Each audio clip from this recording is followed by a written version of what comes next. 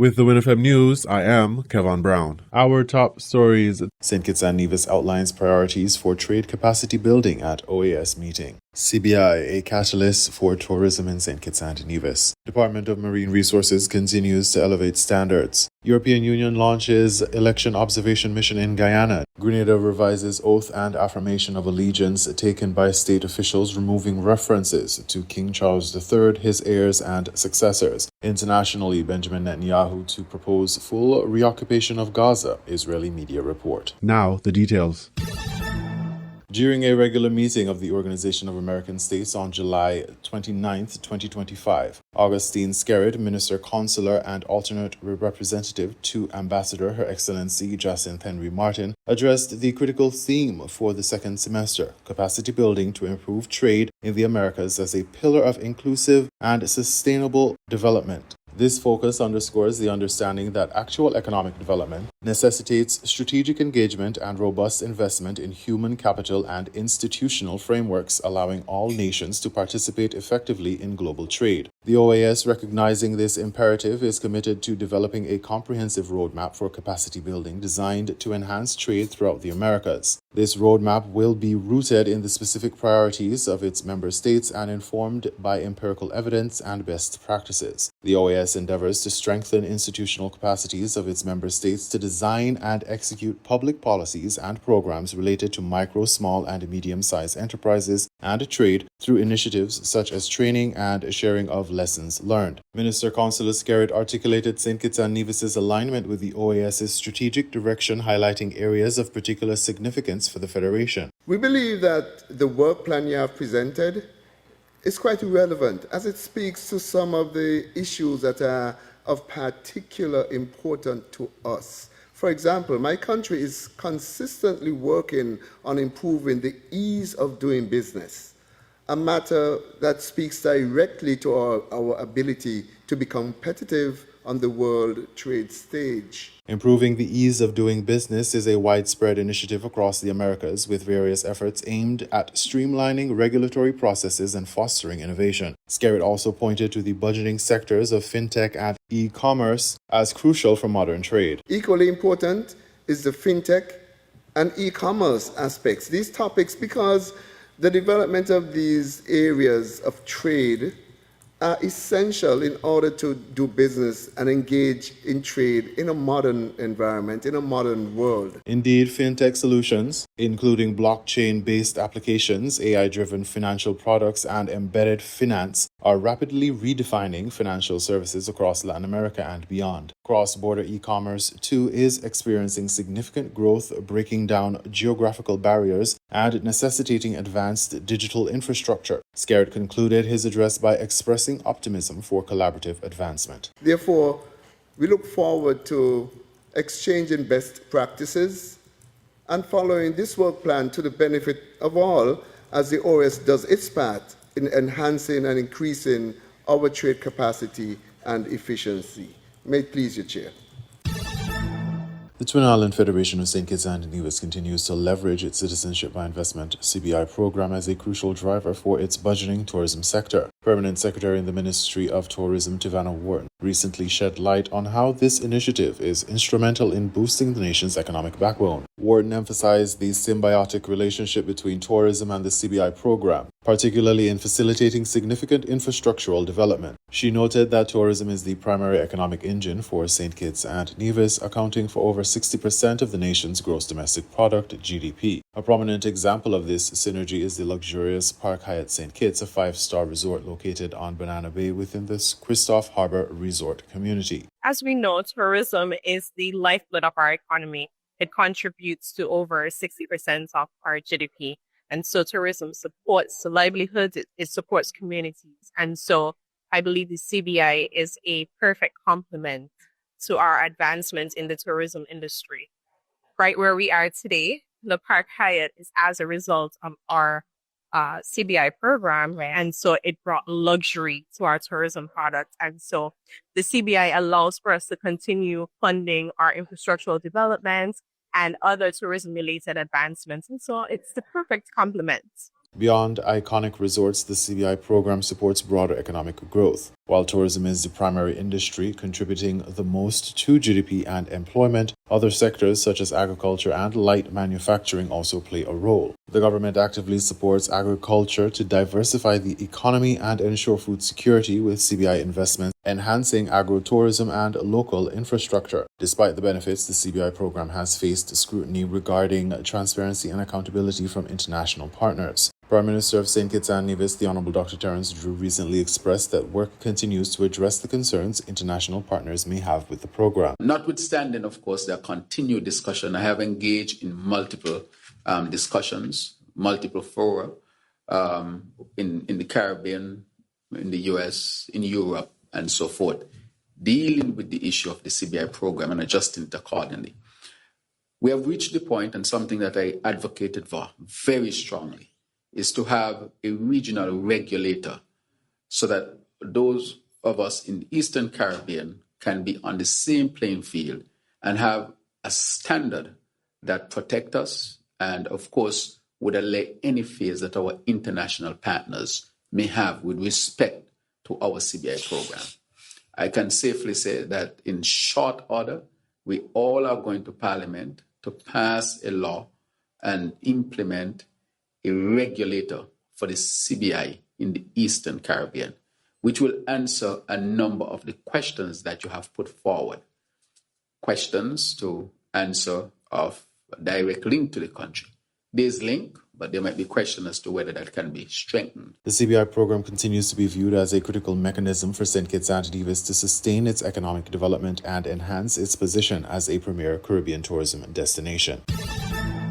The Department of Marine Resources in St. Kitts and Nevis continues to make significant strides in its mission to conserve, manage, develop, and sustainably utilize the Federation's marine resources. Under the Honorable Samal Duggins, Minister of Agriculture, Fisheries, Marine Resources, and Cooperatives, among other portfolios, the department recently highlighted its achievements in Q2, which highlight both environmental sustainability and the economic well-being of fishing communities. A representative from the department provided a snapshot of what the department achieved in Q2, emphasizing a period of proactive initiatives and continued progress. One notable achievement involves strengthening the country's capacity to manage the pervasive issue of sargassum seaweed influxes. With support from the government of Japan through the Regional Sargassum Project, we received key equipment to boost the shoreline cleanup. This project, funded by Japan and implemented by the United Nations Development Program (UNDP), invests significantly in the region to bolster efforts in collecting, removing, and disposing of sargassum, providing essential equipment such as floating booms, harvester vessels, tractors, and dump trucks. The specific equipment received by St. Kitts and Nevis includes lightweight tractors, claw grapples, loader brackets, and lifting arms. This means faster, more effective sargassum response where it's needed most. These efforts aim to mitigate the negative environmental and economic impacts of sargassum strandings on coastal ecosystems and communities. Furthermore, the department concluded the Coast Fish Project with a regional seminar in Dominica. The seminar served to disseminate achievements and lessons learned from pilot initiatives focused on sustainable coastal fisheries. Local innovations like artificial reefs and biodegradable fish pots that are already advancing marine sustainability. Artificial reefs deployed as part of the Coast Fish Initiative enhance marine habitats and biodiversity, while biodegradable fish pots featuring panels and secured with jute twine that degrades over time significantly reduces ghost fishing. Community outreach was a key focus for the department in Q2. This quarter, we dove into some exciting community outreach. We partnered with the Jessup's community management team for a hands-on FADS workshop, where 2 fish aggregating devices were built, adding to the multiple FADS we built over the last 3 months, waiting to be deployed. And through our ongoing partnership with KSKN, we supported a new initiative to farm Caribbean king crab, connecting reef restoration with livelihoods. A crucial aspect of the department's work involves the ongoing development and re-energizing of marine management areas. To re-energize our work towards establishing the St. Kitts Nevis Marine Management Area, The SKNMMA, we brought key stakeholders together for a refresher session to share progress and align priorities. These ongoing efforts reflect a dedication to balanced fisheries management that support both ecological health and economic growth, ensuring that the marine resources of St. Kitts and Nevis thrive for generations to come. In regional news, European Union launches election observation mission in Guyana. News source Guyana reports. The European Union, the EU, has launched an election observation mission to Guyana for the upcoming elections. The mission is being led by Robert Biedron, who is a member of the European Parliament from Poland. At the press conference on Friday, Mr. Biedron explained that the EU Election Observer Mission will observe and analyze all aspects of the electoral process, including the election administration, the legal framework, conduct of the campaign, involvement of civil society and media coverage, including on digital and social media platforms. He said the mission will assess compliance with Guyana's electoral laws, as well as regional and international commitments to democratic elections. We will assess the extent to which the elections comply with the laws of Guyana, as well as Guyana's international and regional commitments for democratic elections.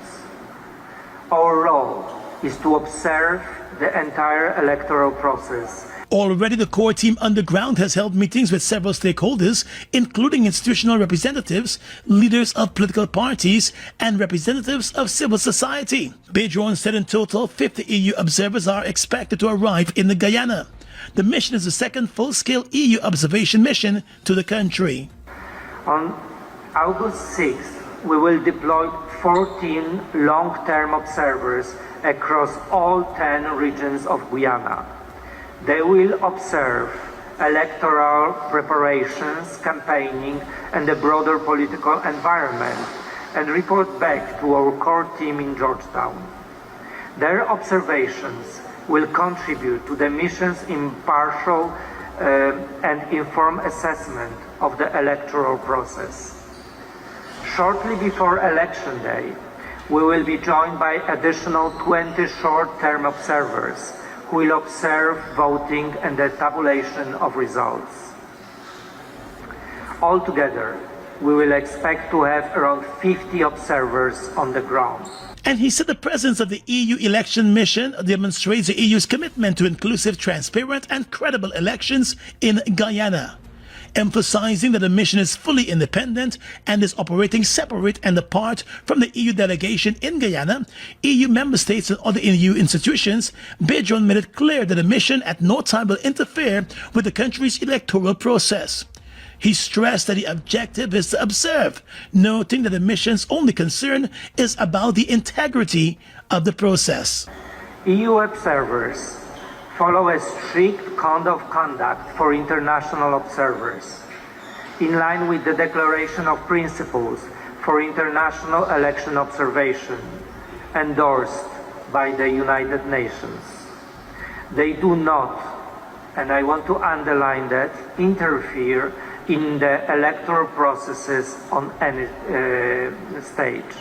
2 days after the September 1st elections, the EU mission will issue a preliminary report on its initial findings. However, a comprehensive final report, which will include recommendations for possible electoral reform, will be published and presented 2 months after, at the conclusion of the elections. Grenada revises oath and affirmation of allegiance taken by state officials, removing references to King Charles III, his heirs, and successors. Grenada Broadcasting Network has the details. The new oath pledges loyalty directly to the nation of Grenada. Governor General Dame Cecile Lagrenade gave formal assent to 2 constitutional amendments: the Constitution Oath of Allegiance Amendment No. 1, Act 2025, and the Constitution Oath of Allegiance Amendment No. 2, Act 2025, following approval by both Houses of Parliament on July 24th and 25th. The legislation, published in the Government Gazette on July 31st, requires all state officials to retake their oaths within 12 hours of the change or within 7 days thereafter. Speaking at the Emancipation Day celebrations in Grenville St. Andrew on Friday, Prime Minister Deacon Mitchell described the shift as just the beginning of severing colonial ties. The amendment of the Bank Holidays Act to make the 1st of August as the official Emancipation Day holiday the change in the swearing of the oath to swear allegiance to the people of Grenada and Grenada, and the hosting of our brothers and sisters from Africa and the diaspora are all streams flowing in one direction. That direction is to chart a bold new course for our development, informed by our history and the global realities that we are facing, while stretching out our hands across the Caribbean and the Atlantic, building new and mutually beneficial relationships. However, the move had not been without criticism. The Independent Caucus for Constitution Reform and the opposition party had raised concerns that the change bypassed the public, arguing that a referendum was warranted, especially since a similar amendment was rejected in the 2016 referendum. Critics caution that sidelining public input risks weakening democratic processes and constitutional safeguards. Prime Minister Mitchell, during the July 24th sitting of the House of Representatives, proposed that the opposition support the passing of the bill, and if a referendum is needed thereafter, government will gladly consent to it. The bill was passed, and the law has now taken full effect. Reporting for GPN News, Beverly Telesford. We now bring you these international reports. Well, let's get more now on our main story. That reported Israeli government plan to occupy the whole of Gaza. We can talk to our Middle East correspondent, Yolan Nell, who's in Jerusalem. Yolan, what has the reaction been? Well, I mean, this seems to go, of course, against much of world opinion, but also against much of domestic opinion too, because you have, according to polls, 3 in 4 Israelis who support a ceasefire deal to bring the hostages home. And there is real fear about what this could mean for the hostages, because what it would involve is the Israeli military going into areas that it doesn't currently control. It currently controls about 75% of the Gaza Strip. So it would go into parts of Gaza City, we're told, into parts of the center of Gaza. Those are places where hostages are believed to be held. And so hostage families have been speaking against this, and Israeli military leaders have been coming out against it as well. Now, Palestinians have also denounced this idea, and they point to the fact that, of course, you do have far-right ministers in the Israeli government who call openly for the re-establishment of settlements in Gaza and a permanent occupation, an annexation even, of Gaza. The UN Security Council is meeting later, Yolande. What will they be focusing on? So that is a session that has been called by the Israelis with backing from the US and Panama, actually, really to focus on this issue of the remaining captives in Gaza and their condition.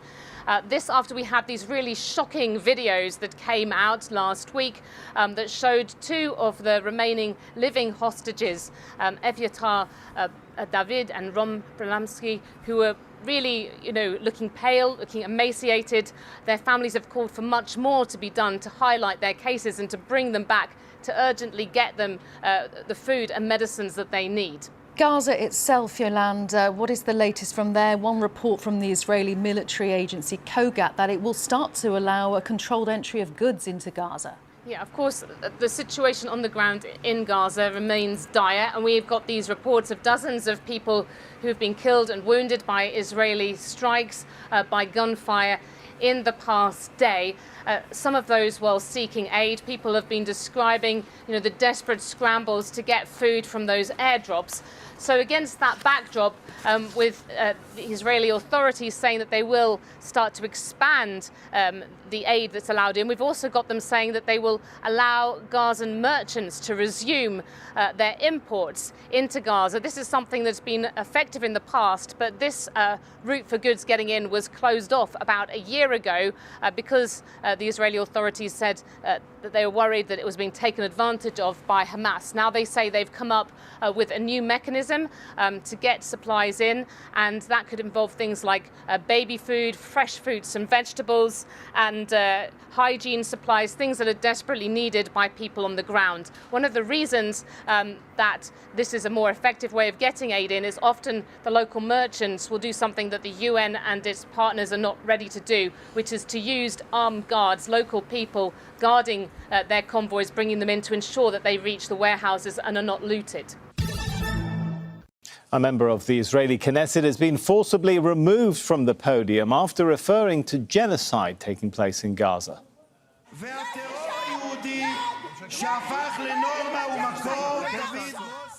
During a plenary session, Ofer Kasef quoted author David Grossman's comments about no longer being able to avoid using the word genocide after seeing images from Gaza. Fellow members protested before Kasef was pulled away and forced to stop his address. Let's bring in Huda Abdul Hamid. She joins us from Amman in Jordan. She's there because the Israeli government has banned Al Jazeera from reporting inside Israel and the occupied West Bank. So, Huda, before we get to that story, let's start first with a lot of talk about an Israeli security cabinet meeting today. What are we expecting them to discuss? Well, certainly there's a lot of anticipation in Israel ahead of this war cabinet meeting. What we're expecting to happen is that the Prime Minister will give new orders as to in which direction the next stage of this war will take. Now, if there have been leaks in the Israeli media since Monday evening, especially in the pro-government media, indicating that a full occupation of Gaza is on the table. Now, it has to be said that this morning, the Defense Minister, Israel Katz, was in Gaza talking to Israeli troops there, and he said, and I'm quoting, that the army will professionally implement any policies taken by the political echelon. He didn't go into details. But it has to be also said that there's been some frustration within the military for the lack of vision. The chief of staff is said to actually not be on board for a full occupation of Gaza. He is more for segmenting the strip even further and carrying out pinpoint attacks against what he says are Hamas weapon caches or Hamas members. He says that a full-out occupation does actually put the life of the remaining captives into further danger. The response to that, according to Israeli media, was quoting a senior member of Netanyahu's office saying, well, if he's not happy with what decision will take, then he can resign. And Huda, take us through that drama mentioned a moment ago in the Knesset over the use of the word genocide. Yes, there was a use of the word genocide, as you mentioned, by an MK, Ofer Kassim. Now, he was merely quoting what the internationally acclaimed author David Grossman had said, and that quote was that David Grossman said that he was very reluctant to use the word genocide, but after seeing the images and after listening to people who have been on the ground in Gaza, he came to the conclusion that Israel is indeed carrying out a genocide. But it is a very sensitive issue, especially in a Knesset that is dominated by the right and the far right, who are very sensitive to this word, who are, many of them, supporting a full occupation of Gaza and actually building settlements in Gaza. But, you know, it also indicates that cracks are beginning to appear within the Israeli society that had backed, by and large, the vast majority, any military operation in Gaza. Now you do hear from people voicing their opposition, saying that after 22 months, they don't know what actually has been achieved since Hamas has not been completely defeated, and the total victory that Netanyahu has been promising did not happen so far. Just yesterday, 600 former senior members of the Mossad, the Shin Bet, the military, the police have actually written a letter and published it denouncing the military operation in Gaza and saying that at this stage it's not defensive anymore and actually does harm Israel more than anything else. The UK government's one-in, one-out deal to return migrants to France will come into force today, with detentions expected to begin by the end of this week. The deal will allow the UK to send back people crossing the Channel in small boats in exchange for asylum seekers with ties to Britain. But opposition parties say the numbers returned will be low. They won't make a difference. Our political correspondent Jack Fenwick sent this report. Ministers hope today's agreement could reduce the number of scenes like this. A record 25,000 people crossed the Channel on small boats between January and July. And the Prime Minister knows it's one of the main issues that he'll be judged on come the next election. Since coming to power last July, Sir Keir Starmer has repeatedly pledged to smash the people smuggling gangs that organise the crossings. It's a real pleasure to be here with President Macron. Last month he announced a so-called one-in, one-out migration pilot scheme with the French President Emmanuel Macron, which Downing Street says is a major new step. That will see some people who arrive in the UK on small boats detained if their asylum claims are deemed inadmissible. They could then be forcibly returned to France. In exchange, the UK will accept an equivalent number of asylum seekers under a new legal migration route. Ministers say they can't return everyone and have been coy about exactly how many people this scheme will involve. But they hope it will serve as a deterrent for other migrants thinking about setting off across the Channel from France. Chris Philp. The Conservative Shadow Home Secretary, Chris Philp, says the plan will make no difference whatsoever and is a gimmick which won't work. This type of agreement is new and untested. The pilot will run for a year and will be ratified today. The government says people could be detained within days. The first returns would then be likely in the coming weeks. Jack Fenwick, BBC News, Westminster. Well, our colleagues on BBC Breakfast challenged the UK's Home Secretary, Yvette Cooper, about the effectiveness of the one-in, one-out policy. I don't understand why giving out a number, even just an ambition of a number, even at this early stage, would affect the smuggling gangs and put them off doing the job or increase their job. Well, what we know with the way the criminal gangs work is they use any information that they can in order to try and tell people, oh, well, this is the day you need to get into the boats, you need to go now, this is what you need to do. We've seen them do that continually over through the years. And we've also seen them just exploit any rules they can. For example, one of the reasons we've had particular problems this year is because they've been deliberately exploiting the French rules, which mean up until now, France has not been intervening in French waters, in shallow waters. And so therefore, the boats have been loading up in shallow waters. Now, that is changing now as a result of the agreement that we have with France. So France will be able to take action in French waters. But it's just a good example of any information that's provided. The criminal gangs use that to operationalise. They use that as part of their advertising. But we will provide regular updates. So people will be able to see the numbers that are being returned. They will be able to see the numbers of people who are being detained as we go through this programme. It's been reported, both here and in France, that initially at least we might only be talking about sending back about 50 migrants every week. Last week, 1,355 people came across the Channel in small boats, in which case that's not one in, one out, is it? It's, 26 in and one out. Can you understand that people are going to take some convincing that this policy is going to work and it's really going to make a difference? Well, let me make a couple of points in response to that. Firstly, I just think this is the right principle that we should be pursuing, that people who are arriving on small boats should, frankly, be returned to France. They're coming on illegal boats. They're paying thousands of pounds to criminal people smugglers. That money should be lost and they should be returned. And also the principle that where we take people from other countries, we should do so through a legal process where people have gone through security checks. So those are the right principles to establish. And bear in mind, this has never happened with France before. We have never had this in place throughout the 6 years that these small boat chaos has been continuing. So I think it's right that we establish that.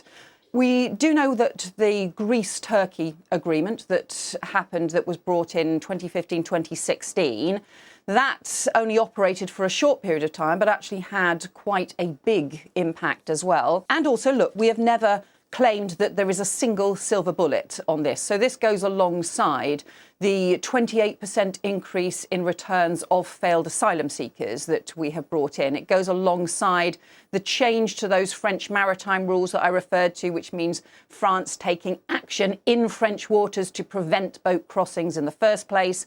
and the much stronger law enforcement that we announced earlier this week with the additional National Crime Agency, investigators and police to be able to go after the criminal gangs. We have to do all of these things, and we will be announcing further reforms to the asylum system later on this year because, frankly, we also inherited a broken asylum system, and that is causing a lot of problems in the system too. Every morning, Matsoso Lapau queues at the gates of a garment factory in Lesotho's capital, Maseru, for a job that no longer exists. For 3 months, Lapau and other laid-off workers have gathered here after the imposition of US tariffs led to the widespread cancellation of orders, followed by job losses and factory closures. It doesn't sit well with me that we come here, but our lives are tough. Things are really difficult. Lesotho's textile industry, which produces jeans and other garments for popular US brands such as Levi's and Walmart, is its biggest private employer. But it was hit hard when US President Donald Trump announced a 50% tariff on the Southern African Kingdom's exports in April. And though he slashed that tariff to 15% last week, for many, the damage was already done. Lapau says he's now lost his income of between $162 and $168 a month. He hopes that the lower tariff might mean he gets his job back. The buyers have stopped, have cancelled. Analyst Thabo Kersi has his doubts. It means the 15% didn't make the difference, because the orders are not coming. Lesotho's textile industry employs around 40,000 people and accounts for roughly 90% of manufacturing exports, according to Oxford Economics. That makes it a key source of employment and foreign exchange for the poor, landlocked country. However, Lesotho's trade minister has raised concerns that the reduced 15% tariff rate does not go far enough, pointing to competition from Kenya and Eswatini, both of whom have 10% rates. You were listening to the WINN FM 98.9 newscast. Our top stories were: St. Kitts and Nevis outlines priorities for trade capacity building at OAS meeting. CBI, a catalyst for tourism in St. Kitts and Nevis. Department of Marine Resources continues to elevate standards. European Union launches election observation mission in Guyana. Grenada revises oath and affirmation of allegiance taken by state officials, removing references to King Charles III, his heirs and successors. Internationally, Benjamin Netanyahu to propose full reoccupation of Gaza, Israeli media report. Thank you for listening.